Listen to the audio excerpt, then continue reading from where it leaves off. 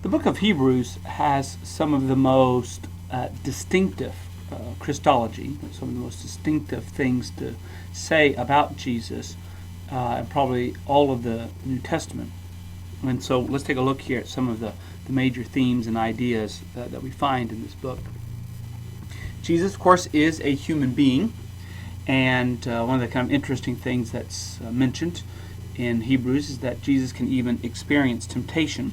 Of course, that is not new to those who are familiar with the Gospels, because at least the first three Gospels, Matthew, Mark, and Luke, all talk about a temptation scene, Jesus' temptation in the wilderness.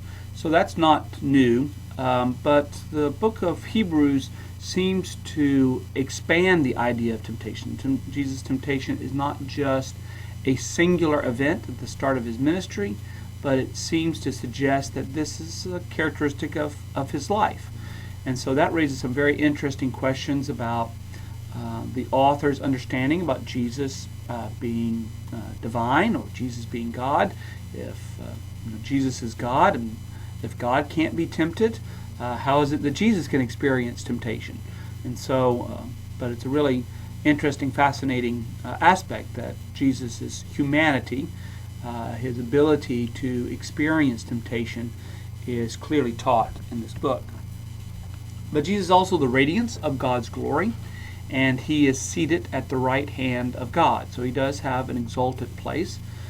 As a human being, we see something of God's honor, God's glory, God's majesty, indicated by Jesus' activity, by Jesus' ministry, by Jesus' life, even by Jesus' death. And so Jesus has been rewarded or honored by sitting at the right hand of God. And the idea of maybe seating is this idea of exercising authority. He has inherited a name that is superior to angels and has a greater glory than Moses. Interesting that the book of Hebrews starts off with this superiority to angels, and that may be because in the ancient world there were a number of Jews that looked to particular angels as being highly significant. Most likely the archangel Michael was considered significant. And there are other Jewish literature that speculate or discuss the importance and significance of angels, and the Hebrew author wants to stress that Jesus is not like other divine beings. He's not like an angel. He's actually has a position that is superior to angels, and the glory, the honor that he has is also superior to that to Moses, and that's quite an important claim for the audience of Hebrews, since they are Jewish Christians, since the law comes from Moses. Moses has the great honor as the one who has received the law and was able to the one to communicate that law to Israel. Now Jesus has a greater glory, a greater honor to Moses, since the message, the truth, the revelation that Jesus brings is at the final age, at this final part of this period of time. And so because of its finality, it has a superiority then to that of Moses. Jesus suffered death on behalf of everyone and made atonement for their sins. So the death of Jesus was not just for a few. The death of Jesus was for everyone. Now, of course, accessing the benefits of that death requires faith, but that death was made available for everyone. And so we might think that there may be some Jewish Christians who still may have a problem with the idea of Gentiles being saved without becoming Jews, and so Jesus' death is certainly beneficial for all. All things exist through Jesus, and they exist for him. Now this is language that someone might find in, say, Colossians, and we certainly get the same thing in the Gospel of John and in the prologue. And so the Hebrew author shares this same understanding about Jesus. Everything exists in relationship to Jesus, and everything exists for him.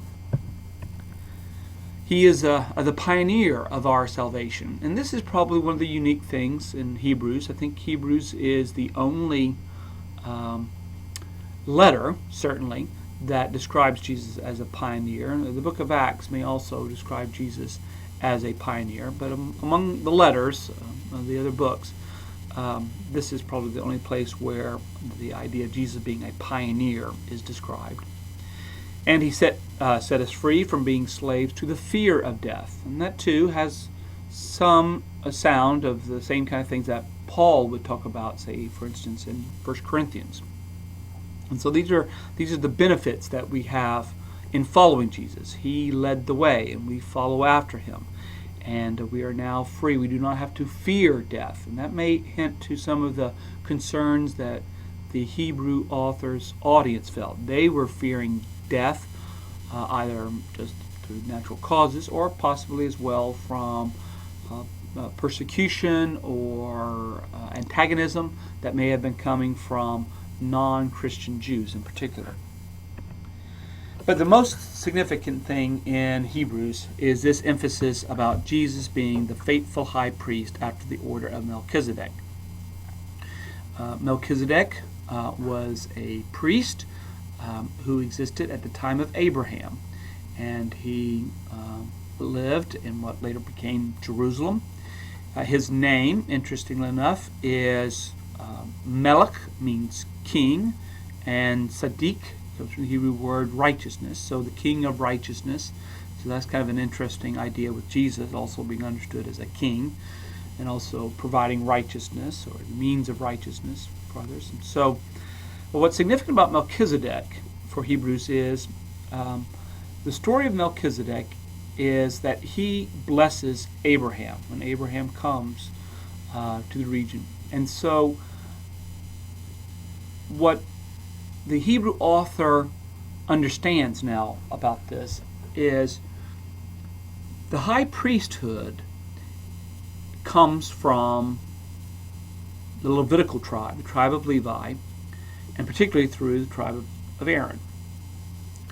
But the tribe of Levi is kind of in embryonic state inside the loins, as it were, of Abraham. So Abraham has Isaac, Isaac has Jacob, Jacob has his 12 sons, Levi is one of those sons. So here it is, the seed of Levi, the seed of the high priesthood is within Abraham.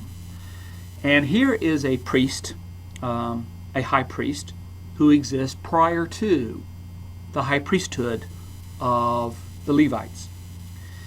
And here too is someone who has a superiority over Abraham because he is the one who blesses Abraham. So one receives a blessing from the person who is superior. So for the Hebrew author, in this way, this high priest is seen as greater than Abraham and is seen as greater than the high priesthood. And with Melchizedek as well, since the Old Testament does not describe Melchizedek as having parents, doesn't describe his genealogy, and nor describes his death, there's the assumption then that Melchizedek then neither has a beginning nor an end, because the Old Testament doesn't describe it as such. And in this way, Melchizedek seems to be kind of a type of Jesus. Jesus can be a high priest, even though he doesn't come from the tribe of Levi, because Scripture shows us a high priest who's not from the tribe of Levi, and this high priest is greater than Abraham. And this high priest has no beginning and no end, and Jesus, as the Son of God, has no beginning and no end. And so in this way, Melchizedek becomes this great figure to be a kind of a type of the priesthood that Jesus offers. And Jesus now is in the heavenly temple. He is now before God, and with his own life, he intercedes. So Jesus is not only the sacrifice, but he is also the one who presents the sacrifice. And so this is really very rich, very high Christology. One of the things that has been quite interesting in recent years is the fact that of all the discoveries out of the Dead Sea Scrolls, one of the discoveries is a Melchizedek scroll. And it is quite interesting to note that besides the Melchizedek scroll and this teaching here in Hebrews, we don't really have any other Jewish authors, Jewish literature, that is making much out of Melchizedek. And so there's a very interesting connection here between Hebrews and the Qumran community that produced that particular scroll. But this gives us a little bit of insight to some of the distinctive and some of the major themes about Jesus that one would find in Hebrews.